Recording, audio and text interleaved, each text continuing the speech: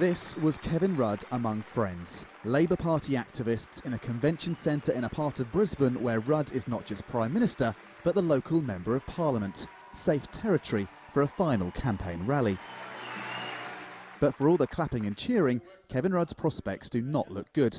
Opinion polls suggest nationally his party is well behind its Conservative political opponents.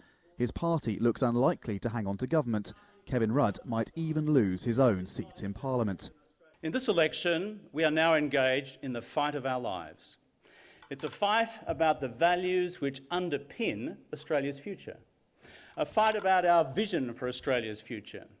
It's a fight about how we go about building Australia's future. A future for the many, not just for the few.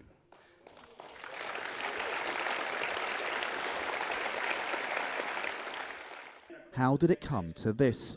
In 2007, Kevin Rudd's party was elected with overwhelming support.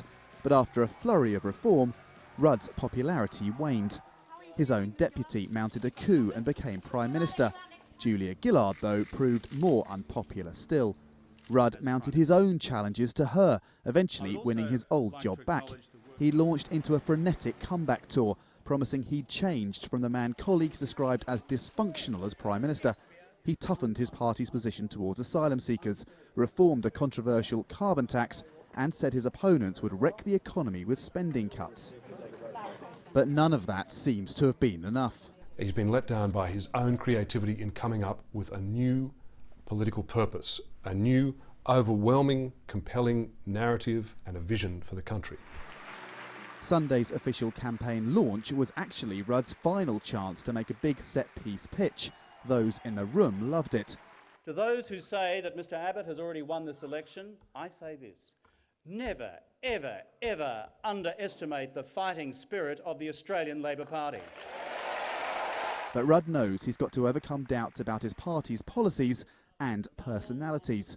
Convince people that the Labour leadership saga, which has become a joke and has spawned comedy videos that have gone viral, is all in the past.